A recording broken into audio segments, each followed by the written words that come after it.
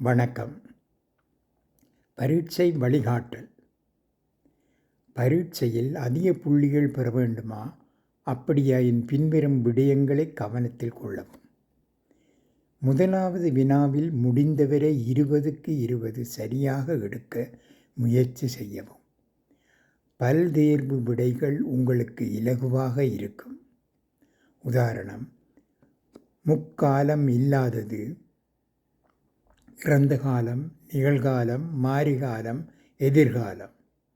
மாரிகாலம் என்பது விடையாகும்.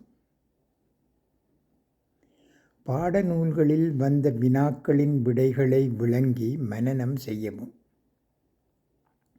உதாரணம்: ஆழிக்குமரன் ஆனந்தன் எங்கே பிறந்தார்?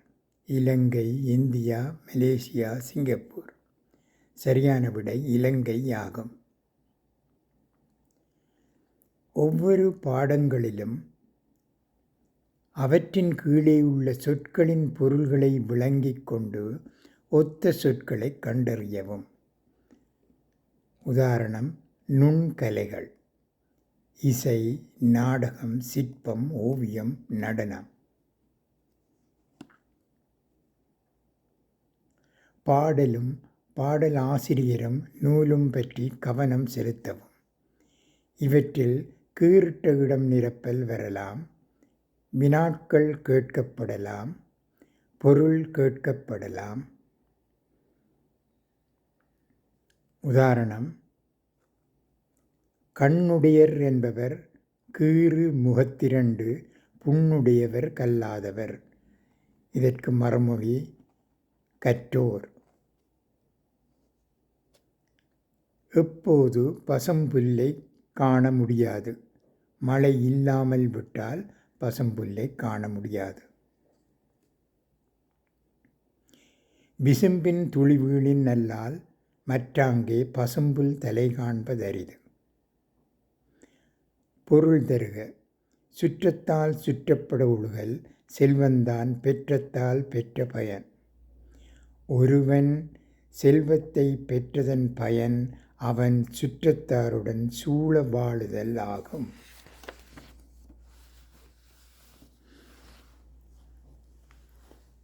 பழமொழிகளில் விளக்கமோ அன்றி வினாக்களோ கேட்கப்படலாம். அப்படியானால் அவற்றை மனனம் செய்யவும். காலமறிந்து கடமையாற்று, சிறு துளி பெருவெள்ளம். குற்றம் பார்க்கின் சுற்றமில்லை, முயற்சி திருவினையாக்கும். சுற்றம் சூழ பற்றியிரு. காற்றுள்ள போதே தூற்றிக்கொள்.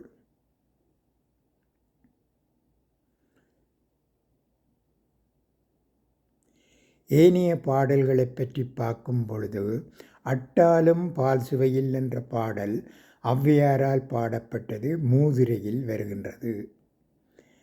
தாய்ப்பாலில் கலந்த மொழி என்ற பாடல் நாவண்ணா முத்துக்குமாரனால் பாடப்பட்டது தமிழ்மொழி என்ற தொகுப்பு நூலில் வந்துள்ளது.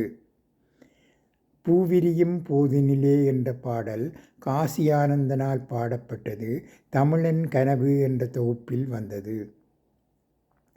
மெய் வருத்தம் பாரார் என்னும் பாடல் குமரகுருபரனால் பாடப்பட்டது. அது நீதிநெறி விளக்கம் என்ற நூலில் வந்துள்ளது. அடுத்ததாக, பொதுவாக வரும் வினாக்களுக்கு விடையளித்தல் வேண்டும். தொகுதி பெயர் சொற்கள். உதாரணம்: இரு சுடர்கள் சூரியன், சந்திரன். சொற்சிலம்பம்: சொற்களை அடுத்தடுத்து சொல்லிக்கொண்டு போவது. விடுகதைகள். இலையின் பருவங்கள், பூவின் பருவங்கள், ஒத்த சொற்கள், ஒரு சொல்லுக்கு பல பொருள் தரும் சொற்கள், பனை மரத்தின் பயன்கள். இவைகள் பொதுவாக வரும் வினாக்கள் ஆகும். இலக்கணத்தில் கேட்கப்படும் வினாக்களுக்கு சரியாக விடையளிக்க வேண்டும். பந்திகளை வாசித்து விளங்கி அதில் வரும் வினாக்களுக்கு சரியாக விடை எழுதுக. கடிதத்தை வாசித்து அதில் கேட்கப்படும் வினாக்களுக்கு விடை கண்டுபிடித்து சரி பிழை கூறுக. இது மிக மிக முக்கியமானதும் இலகுவானதும் ஆகும். கடிதம் யாரால் எழுதப்பட்டது, யாருக்கு எழுதப்பட்டது, எப்போது எழுதப்பட்டது, கடிதம் எழுதியவரின் முகவரி என்ன, கடிதத்தில் என்ன கூறப்பட்டுள்ளது, ஏதாவது நிகழ்ச்சி குறிப்பிடப்பட்டிருந்தால் அது எப்போது, எந்த இடத்தில், என்ன நேரத்தில் நடைபெறும் என்பதை கவனத்தில் கொள்ள வேண்டும். இத்தகைய வழிகாட்டலை பின்பற்றினால் பரீட்சையில் அதிக புள்ளிகளை பெற்றுக்கொள்ளலாம். நன்றி, வணக்கம்.